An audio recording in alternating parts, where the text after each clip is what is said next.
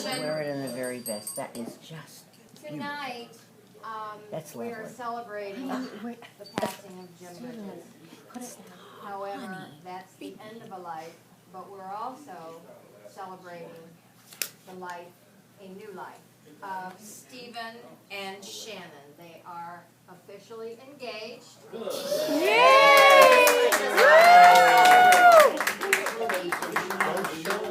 so I think you've met everybody. And I don't know if all of you know, there were more things about Jim. You have very good Probably taste didn't in know. Phyllis. It's nice to meet you. Jim was actually born on Turkey Day.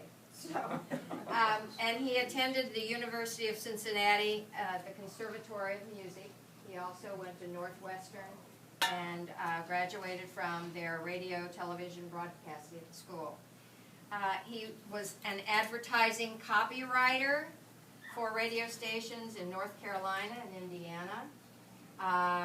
He was a writer-producer for Westinghouse Broadcasting in Fort Wayne. He supervised writing staff at WOWO and WGL, in Fort Wayne. He supervised a writing staff at WIBC in Indianapolis. And he joined the creative staff of Frederick Ziv in Cincinnati, which was one of the leading syndicators of radio and television programs for networks and regional media. Some of you from Ohio probably recognize that name. He moved to Dayton, Ohio in 1949 to head a radio and television department at Hugo Wagensill. Do you remember Hugo Wagensill, Jerry? Oh, very well. Okay. Which was Dayton's largest advertising agency.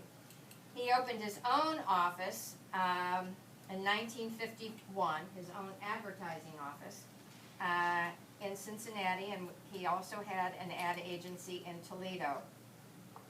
In 1959, he became involved in presenting entertainment events in Dayton, Toledo, Cincinnati, and eventually promoted concerts and theatrical events in Michigan, Indiana, Ohio, Kentucky, Tennessee, and the Carolinas.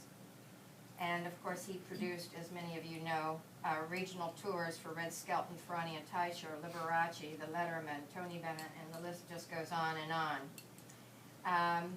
In 1966, he married me. And Yay. Good decision.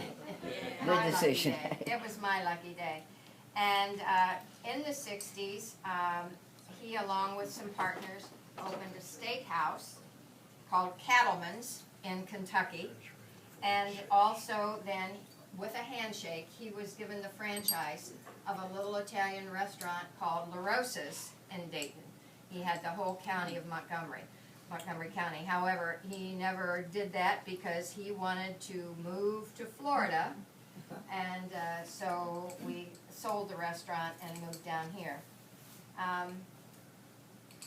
You know, all of you, most of you, or a lot of you in this room are boaters, and so we've boated with you. We've known you all for a very long time. You are some of our very, very dearest and best friends, and we love you, and thank you for coming. No. That's beautiful. Thank you. Good job, Mom.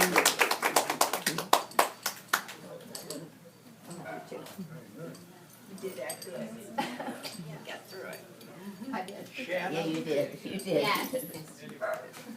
That was perfect. There's Phyllis. No, not till the end. You ought to write a book. You really should, Sharon.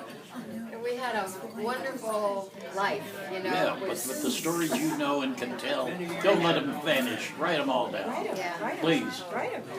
You know, Jim and I talked about that. We said, put it in the book.